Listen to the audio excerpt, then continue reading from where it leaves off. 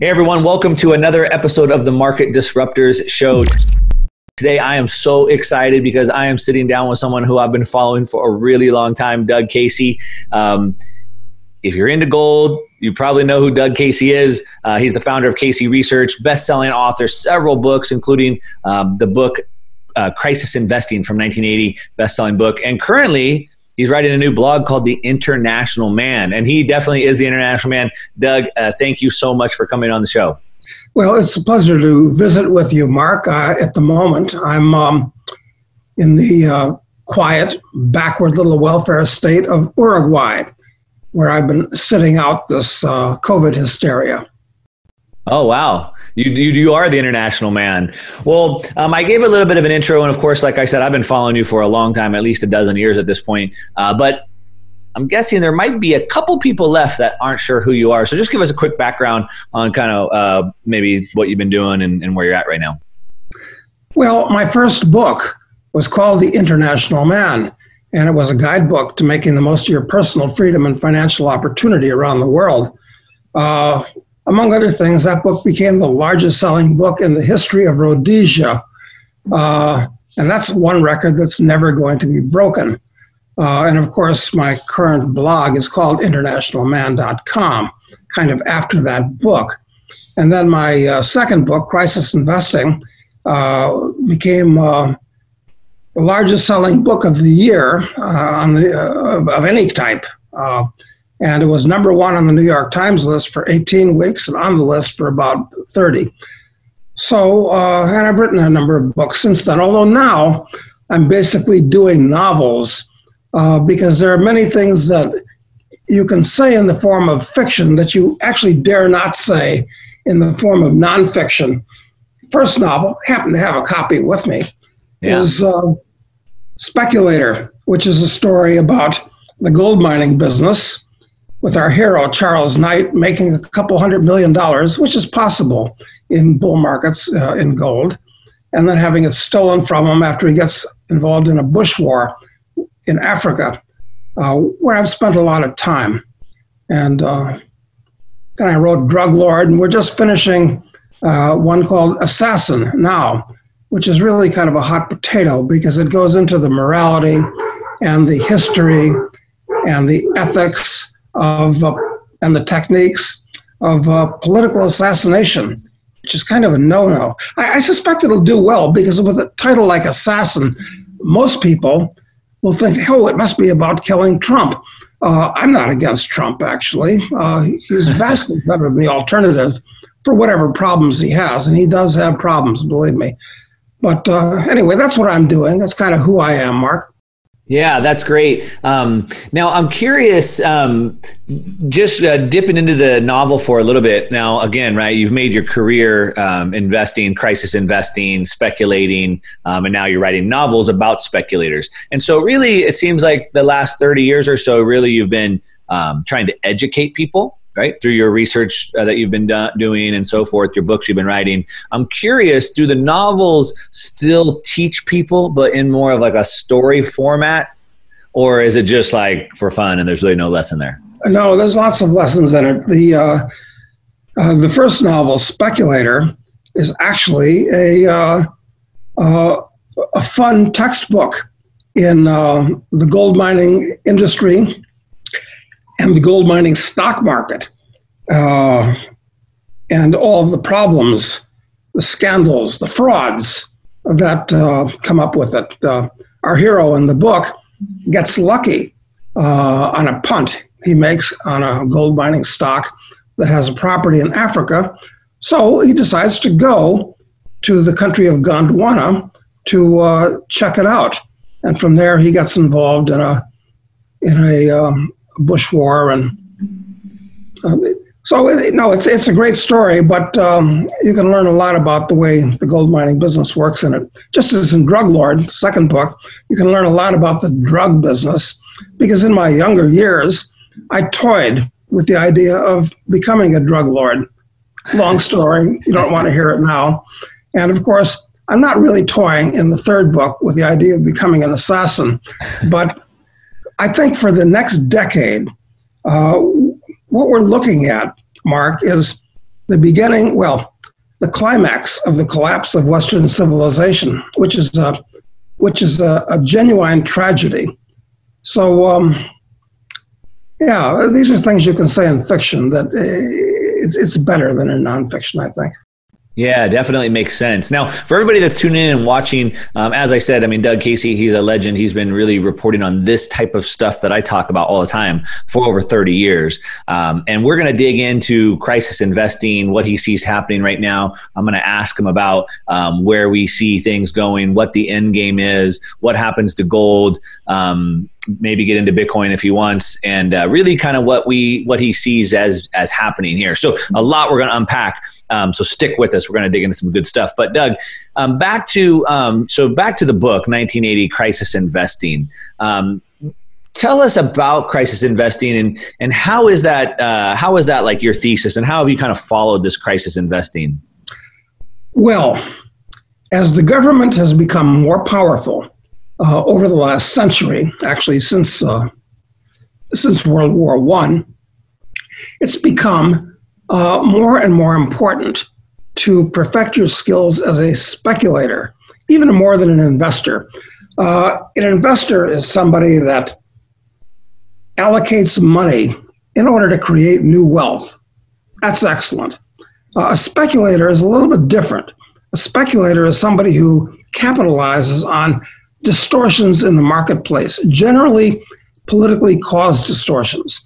And I'm afraid that with the trillions of dollars being created by the US government and many, many trillions more currency units by every other government in the world now, it's going to become very, very hard to be an investor in the years to come. You're almost going to be forced to be a speculator. So that's why the gold mining business in particular is a good place to be right now, because I think that there's going to be a panic into gold. It's not cheap anymore from some points of view, but it's going a lot higher before this is over, because they're going to destroy the dollar. Yeah. Now, obviously, you wrote that book back in 1980, and they've been destroying the dollar. I mean, whatever date you want to put on it, definitely since 1971, right? When they left the gold standard. So 10 years later, you wrote the book. But here we are 30 years later, and they're still destroying the dollar, right? They're still printing more dollars. Does it seem like at some point, like how long can they keep this charade going? Yeah, I don't think they can keep it going much longer, because at this point, the government's debt is on a hyperbolic curve. In other words, starting seriously back in 1971, when the dollar was completely cut loose from gold, it grew gradually, and a couple of years, and with the crisis of 2008 and on, we passed the knee where the curve started getting closer to the vertical. Now it's heading towards the vertical. So I don't think this is going to go on another 30 years. I think that the 2020s are going to be the most catastrophic decade that we've had for a very long time. It could be not just the biggest thing since World War II, but it could be the biggest thing since the Industrial Revolution. Although I hasten to say that the Industrial Revolution was a wonderful thing, but what's going on now is going to be a horrible thing. Right. Most of the people in the world that have any savings have their savings in currency, preferably in dollars. But right. When they destroy the dollar, it's going to create chaos, social chaos, financial chaos, economic chaos, political chaos, and before it's all over, it may wind up in something resembling World War III. I know this sounds very apocalyptic, but we're in the early stages of something that's very, very, very bad. This depression, I call it the Greater Depression, is not only going to be much worse, but much different and much longer lasting than the unpleasantness of 1929 to 1946. So that's the overview in a nutshell. Yeah. Yeah, well, I mean, I think, not to be doom and gloom, but I mean, I think a lot of people, most people are seeing the same thing that you are. I mean, at the end of last year, we had, 8 different countries with over 1 million people each uprising. And obviously coronavirus has slowed that down, but that's not going away, right? We're gonna see that. And so I think, you're not just doom and gloom. I mean, that's what everybody sees. Yeah, I hate to be associated with doom and gloom because actually the longest trend, I'll give you a counter argument, if you would. The longest trend in motion is the ascent of man. It's been going on for 200,000 years. And things have been getting better, faster, as time has gone on. It's almost like Moore's Law applied to anthropology. So there is good news, and what we're looking at financially and economically and in these other ways, that too will pass. And I'm a believer in Ray Kurzweil's concept of the singularity. And Kurzweil makes I think it's almost a bulletproof case that within 20 years, with the development of everything from the perfection of computing technology, the perfection of nanotechnology, genetic engineering, other forms of biotechnology, robots, that we're going to go into a whole new era. So we just have a rough spot to go through over the next 10 years. So that's why you want to preserve your capital and make it grow so you're in a position to take advantage of the good times that are going to come after these bad times are over. Right. Right. I'm curious. So back in 1980, you wrote that book. I've known you. I mean, not that long, obviously. I've known you for being the gold guy. I'm curious what brought you to gold. Was it being the speculator, like, ooh, I can make a bunch of money in gold because I see this asset going up for different reasons? Or was it something more like fundamental where you recognized that without gold being and having a sound money, the whole system was going to fall apart? Was it about a speculator, or was it more like ideological? Well, actually, I hate to say ideological. I'd prefer to say philosophical. Okay. You have to recognize what gold is.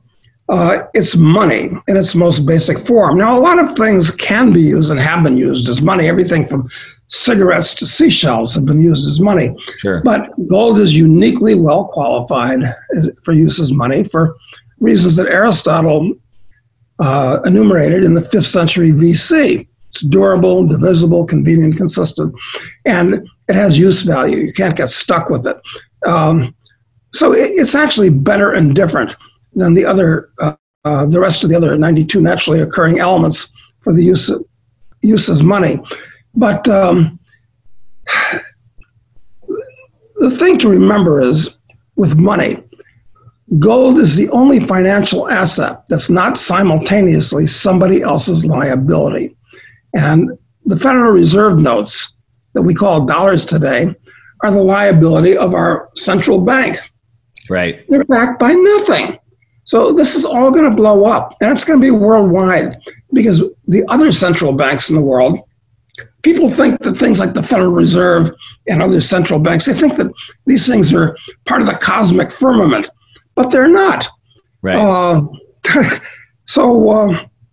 Yeah, you want to own gold because it is the only financial asset that's not somebody else's liability. Yeah. Now, you've been doing this for a long time. And at the end of the day, right, I mean, you've been writing books and newsletters and trying to get the information or the education out there. I love this quote from Henry Ford back in early 1900s. He said that if the people understood how the banking system worked, there'd be a revolution overnight. And really, they've been able to kind of almost hide all this. Like, people don't really understand the dollar, Federal Reserve note, whatever. But now I think, especially with the rise of the internet, getting information out better, and now what I'm seeing with Bitcoin and people being more interested than ever, we're starting to see a lot of people waking up to this now. Do you see this trend growing? Like, people are like getting their eyes opened? Yeah, absolutely. One of the great things about Bitcoin, I wasn't an early adopter, but I've been a big adopter, and it's been very, very good to me, is that Bitcoin has drawn people's attention to the nature of money. People that are involved in Bitcoin have taken to calling the dollar a fiat currency. Yep. Which it is. So once people own Bitcoin, they have to start figuring out, well, wait a minute, what gives Bitcoin its value? Why do I want to own it? So this leads them naturally into economics and monetary theory, so that Bitcoin's been very helpful in letting the cat out of the bag about what's going on monetarily. So you're quite correct. Yeah. That's one of the things. I mean, there's so many things that I love about Bitcoin, but just the fact that it's got people to want to learn more, that in itself is just such a big piece. So, you've been doing this for a long time, 30 years. You've seen gold go through several cycles. As far as gold in a cycle right now, it seems like now we're breaking out of maybe just like regular like cycles and actually going into more of like fundamental reasons why we need it. Meaning like never have we seen, as you already said, right, the Fed printing trillions of dollars, interest rates going negative. So do you see this as being like the final bull market for gold right now? Actually, I think it is the final bull market for gold, because by the time this catastrophe is over, I think that gold is going to be reinstitutionalized as money. Let's look at the history of gold prices, because what we want to do is make money from this, or let's say increase our net wealth and increase our standard of living. Before 1971, gold was controlled at $35 an ounce. It was suppressed in price by the government. So it exploded upward over the decade of the 1970s, which were a bad decade in a lot of ways, from other points of view, until it hit about $850 an ounce in January of 1980, okay? So it was overpriced then, and subsequently it fell. Stock market did well, the economy recovered. It got as low as $250 an ounce in 2001. And interestingly, gold at $250 an ounce in 2001 was actually cheaper in real terms than gold in 1971 at $35 an ounce, because the dollar had lost so much value. Right. So, all right, where are we now? It's gone from a low, that was 20 years ago. So in terms of today's dollar, it hit a low back then of 750. And I think this bull market, it's going to take it to close to $10,000 an ounce. I hate to pick a price and a time, but it's going to go a lot higher because there's going to be a panic into gold. People are going to try to get out of dollars. I mean, look, if you live in a place like Venezuela or Zimbabwe, you don't even use those currencies. Right. But the dollar is going to be much more serious when it falls apart, because it backs all the other currencies in the world. Everything's priced in dollars. When an economy like Venezuela or Zimbabwe, the two most recent bad examples, collapses, well, they're small places and foreigners can bring money in and rebuild. But when the U.S. collapses and brings the rest of the world with it, this is much more serious than some nothing nowhere country destroying its currency. But it's going to happen right here in the U.S. Now, one thing to keep in mind, just for the listeners, is that, when you talk about gold going to $10,000 an ounce, you also have to recognize, like, what does that mean for the dollar in itself, right? So in Zimbabwe, they have $100 trillion banknotes. And, I keep one in my wallet. I've spent a lot of time in Zimbabwe, incidentally. And for what it's worth, Mark, this is a fun fact. $100 trillion Zimbabwe note, and the president of the central bank that printed that up happens to be a friend of mine. Long story that's not relevant right now. But $100 trillion Zimbabwe note trades today for around $60 to $80. So you could have picked them up for nothing back in around 2003, 2004, when they were being printed. They've actually been excellent investments, those pieces of paper. That's interesting. I bought one, but as a collectible. It was in like mint condition. I bought it like a year ago, and yeah. What did you pay? Maybe $10 then? I don't know. Yeah, I want to say it was like $10 or maybe $15 or something like that. I forget, but yeah, something like that. But I guess the point being, when I was a kid, being a millionaire, or not even a kid, I mean, 10 years ago, being a millionaire was something. Today, like being a millionaire isn't what it used to be. And like being a billionaire isn't even a big deal anymore. Well, when people like Elon Musk are worth, they say $80 billion. Right. So, I mean, when you say gold going to 10,000, like I might be a billionaire at that point, or whatever. Right. So, it doesn't mean I'm going to be able to buy. My purchasing power will be what a billionaire does today. It just means that's what the dollars are. Right. Look, the dollar is the unsecured liability of a bankrupt government. It's basically an IOU nothing. Sure, it's still got value because you can take it down to the Chevy dealer and he'll sell you a car for it. But things are going to change very, very rapidly over the next couple of years.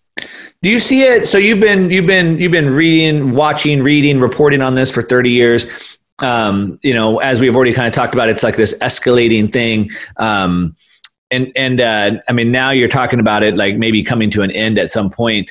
I'm just curious, do you think that the Fed still has a couple more tricks up their sleeve? I mean, I guess at some point the printing just stops working. That's kind of what you see? Yeah, I think we're at the end game right now, because even in 2008, who could have guessed that they'd take interest rate? I thought it was cosmically impossible to have interest rates go below zero, but they have. Right. So what have they done? They've taken interest rates as low as they can go. They're printing up money by the bushel basket. So now what do?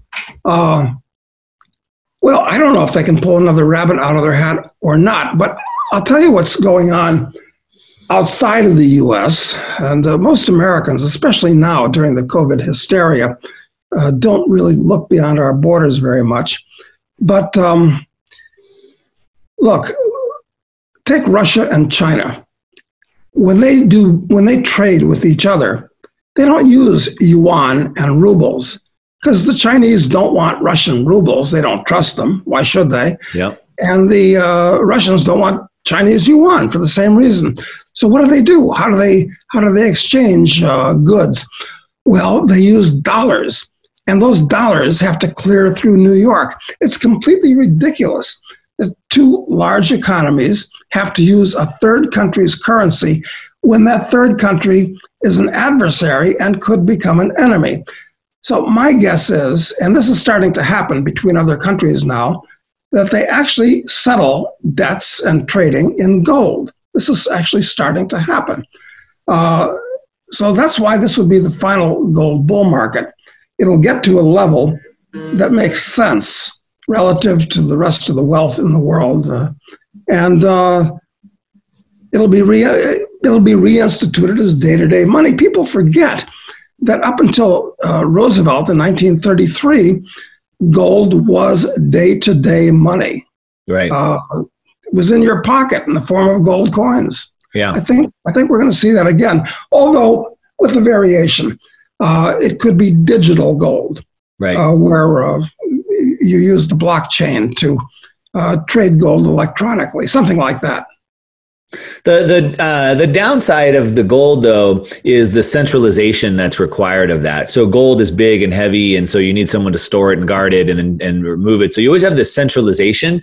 And anytime you have centralization, then you have manipulation. And I think that's maybe what caused the death of gold in the first place, right? You had all the gold centralized by the banks.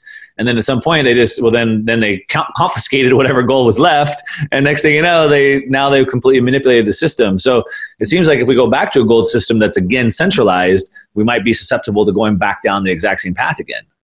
Well, of course, I don't believe the government belongs in the money business. Oh, there we go. Separate money and state. I mean, separate state and money. Yeah. Exactly. I mean, they separated the state from religion. Yep. Centuries ago. Now it's time to separate the state from the economy. So money is a a market phenomenon. You don't need the state involved in it at all. Once the state gets hold of money, they use it as a form of indirect taxation. And this is very serious because the U.S. government is totally and completely bankrupt now. It has been for decades, actually, but now the wraps are off. Now everybody can actually see what's going on. So this is why I buy gold personally in the form of fungible coins. Yeah. Now, I want to chase down the end game, as you call it, and talk about what that actually looks like. I have a couple questions for you there, and see the big question I want to ask is inflation or deflation in gold. But before we get to that, I know you were telling me before we started recording that you're actually part of a pretty big company that I've been kind of following, a gold mining company. Actually, it's called Gold Mining, right? Do you want to tell me about that? Mm-hmm. Well, over the year, there are, as you may know, Mark, about 2,000 gold companies in the world, companies that are involved in exploring for or developing or producing gold. About 2,000 of them. Most of them are burning matches. I mean, the next thing up from a couple of prospectors out in the desert hoping to find the treasure of Sierra Madre. Most of them aren't worth owning. So over the years, I've become very particular about the ones that I buy. And actually, just after its founding, I got involved with Gold Mining Inc. It's one of my largest positions. I'm continuing to buy it for several reasons. I like the management very much. And in speculating in mining stocks, I developed something called the 9 Ps. It's a mnemonic. The 9 things you ought to look at before you buy any mining company. The number 1 P is people. Who's running the company? Yep. Because good people can turn a nothing into a giant company. Bad people can take a giant company and run it into the ground. People's number 1. Second thing is the property. Third thing is the finances, spelled with the PH, and others, the promotion, politics. Perhaps they're irrelevant to go into all those things at the moment. But Gold Mining Inc. is one of my biggest positions. Why? Because during the recent bear market for gold, cyclically, it was going down from 2011 when it hit its last peak at 1,900. It went down to as low as about 1,100. During that bear market, Amir Adnani, who runs the company, has been buying a lot of properties, slightly sub-economic properties. And now he has 25 million ounces of resources. This is a huge number. Yeah, I mean, huge. Now, even the largest companies in the world only have, well, Barrick and Newmont, let's say 50 million ounces of reserves. Reserves are different than resources, an important distinction to make, but the resources, which is to say, gold is in the ground. It just hasn't been proven to be economic. Right. Proven, but we know that it is. Right now, you can buy gold in the ground with Gold Mining Inc. For about $10 an ounce. That's a trivial amount because right now, with gold at about $2,000 an ounce, the industry is coining money. It's buying gold at $10 an ounce in the ground. Look, the stock is very, very cheap. That's why it's about my third largest position. Another thing I'd mention about it is that they're planning on getting into the royalty business. And incidentally, my largest position is a company called Metalla, which is a royalty company. In other words, they don't mine the gold. What they do is pay the mining company cash up front so they can mine the gold and then take a royalty on the gold after it comes out of the ground. Long story, Right. but Gold Mining Inc. is also getting into that. It's a stock trading at around $2 US. I think within the next year we'll see it much higher. Yeah. Yeah, I've been talking about gold miners quite a bit on the channel, and I've even talked about how to find the good ones, how to value them. And I also said the first thing I look for is the team, the people, as you say. And I basically said kind of the same thing you said, which is a good team isn't going to go work for a bad company. Right. Like, and so they do that. That helps with a lot of the vetting. If I see a good team. And so when I was looking through this company, I saw you were part of it, and I figured, wow, they got dug in. They must be pretty good. And it looked like the CEO they hired for the mining company, David Garofalo, is also like a industry titan, right? I mean, he was like one of the was part of the biggest merger in the gold mining space. Yeah, this company is going to be listed on the New York Stock Exchange in the near future. It's going to draw a lot of attention to it. And it's going to draw a lot of attention to it because of the people that are running the company. Right. Because of the assets it has, because there's going to be a bubble in gold stocks generally. Look, all gold stocks in the world, 2,000 of them, most of them are crappy, but add up their values together, and they're less than 0.5% of the value of the stock market. Right. In fact, if you take all of the gold producers in the world and take their market caps together, they're just slightly more than the amount of cash that Apple alone has in its bank accounts. Right. That's how small and unknown the industry is. Nobody knows. Look, fund managers have been taught to treat gold as a pet rock. They don't care about it. It's totally off their radar screens. But in my opinion, the next bubble, I mean, we've had a housing bubble, we've had an internet bubble. They create all these trillions of dollars. It goes from one bubble to the next. Yep. In my view, the next bubble is going to be in gold stocks and gold. So you want to get positioned in these things now. And you want to get into cheap companies that have the gold, have the management, the type of thing that when the fund managers start buying these things, which they are not yet, although Warren Buffett, incidentally, for the first time in history, bought a gold stock. He bought 20 million shares of Barrick. Was released in his last quarterly.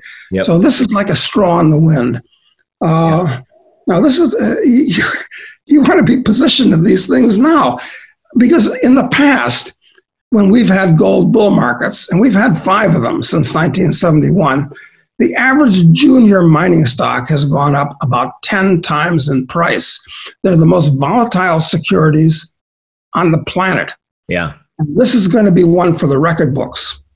Yeah, I just made a video talking about Warren Buffett buying into gold, and obviously for 20 years he's been saying I would never buy gold. You know, you dig it out of the ground and then you have to guard it. How stupid is that? But I always understood why he doesn't like gold and Bitcoin for that matter, because it doesn't do anything, doesn't make anything. He always wants to buy companies that produce things like Coca-Cola or See's Candy. So buying a gold miner actually makes sense to me because it's not buying gold, it's buying a company that produces things. Did you see the same thing? No, absolutely correct. And his argument about gold not doing anything and being a pet rock, it's ridiculous. If he had $100 million in $100 bills, they just sit there. They don't produce anything. It's because they're money. They're used for preserving wealth and trading. So it's intellectually dishonest, right, on his part to make those arguments. But he is a genius. He's very smart. And he can see that gold mining companies are going to be making a mint in the years to come. And I made the same point that you did. One, I said that, Buffett, his strategy is like buy and hold forever. Like he's owned Coca-Cola for whatever, 50 years. Like when he goes in, like he buys it. So like, he's not looking to like flip gold in a month. Like he's going in he sees like a long-term tailwind here. He must, right? One. And two, he kind of leads, like, as you just mentioned, right? The institutions aren't buying yet. And like, now that he's buying, it's probably going to open up the floodgates for all these people. Would you agree with that? That's exactly the way I see it. And so as of his last report, he's got 20 million shares of Barrick, which is the second largest gold miner in the world. Newmont is the largest. But the money is going to start flowing into secondary producers that are smaller. But the reason why I own a lot of Gold Mining Inc., and I know we've been talking about it because, well, I like to talk my book, and it's one of my largest positions. Okay, so I'm telling you why I own it. Yep. It's because they've got 25 million ounces of resources that will be turned into reserves, and big mining companies, which have not been exploring over the last 10 years very much. The argument's been made that we have peak gold, that gold production is actually going down because all of the easy to find gold, people have been looking for gold for millennia. So yep. All the easy to find high grade gold near surface has been found. All the mining companies are going to be bidding for more resources to stay in business, because when Barrick or Newmont mine an ounce, they've got to replace it with another ounce or they're going to go out of business. It's a vanishing asset. Right. So that's why I'm playing this company. It's got no current expenses. It's just holding the gold, and we're waiting for a major to come along and buy it for a much higher price, not just $10 an ounce in the gold in the ground. By the time this is over, they're going to be paying well over $100 or $200 an ounce in the ground. Yeah. So anyone listening can do the math on that. they're priced at $10 an ounce in the ground. If they get $100 an ounce, just imagine what that does to the stock price. Now, Doug, I know we got to wrap it up. I own a lot of gold stocks, and there are good arguments for all of them. Otherwise, I wouldn't own them. But this is one of the best arguments. Yeah. No, I know we're running short on time. We got to get off of here, but I did want to just ask you just another couple questions. You keep talking about the end game, and we're at the final end game, and I would agree with that. And I'm curious, I hear both sides of the argument. I can make both sides of the argument, and I'm curious what you see. But one, how this ends. So right now, obviously, we're seeing the debt deleveraging. So we're seeing deflation. The Fed, the central banks around the world, are trying to inflate back up by printing massive amounts of money. Who's going to win? Is the market going to win with deflation, or is the Fed's going to win with inflation? And if so, what does that mean to gold? Yeah, well, this argument, are we going to ultimately have catastrophic deflation or runaway inflation? This argument's been going on for 50 years. Right. And I followed it through that time. The answer is you can't be sure which is going to win, because with all the debt in the world, it could be defaulted on. Yep. And if $1 billion bond is defaulted on, what happens to the $1 billion that somebody thought was their asset? It dies and goes to money heaven, and that $1 billion disappears. That's deflationary. Yeah. But at this point, these central banks have the world's economies in a stranglehold, and they've said, and I believe them, that they'll print up as much money as necessary to keep the ball rolling, to keep the house of cards propped up. Yep. So I'm betting on much higher levels of inflation. But what I'm really betting on, more than inflation or deflation per se, is chaos. We're going to have actual financial chaos, and it's going to be scary. Yeah. And I write a newsletter. It's called the 4-Pillar Blueprint, and one of the 4 pillars is chaos hedge insurance, which is precious metals, of course. So exactly what you're talking about, the chaos, and we. That's not even like speculative. Like, we're seeing massive chaos right now. It's pretty easy to see how that's just going to continue to grow. We're just in the first inning of the ball game right now. Oh, that's a scary thought. I know it is. That's why you're in Uruguay.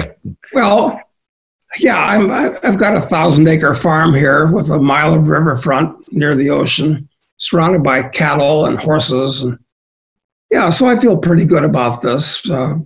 But You can run, but you can't hide. This is going to be a worldwide problem. Yeah. And, I've always thought I could run. And if anything, this pandemic has shown me that no, there is not going to be anywhere to run to now. The whole world is way too connected now. So we have to just, my philosophy is we just have to learn as much as we can so we can build up enough resources so we at least have options, right? You'll have to send me a copy of your newsletter. I'd like to see it, Mark. I sure will.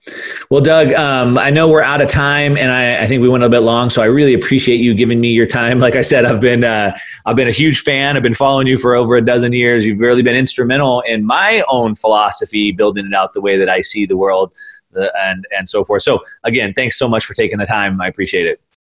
Pleasure's all been mine. All right. Thanks, Doug.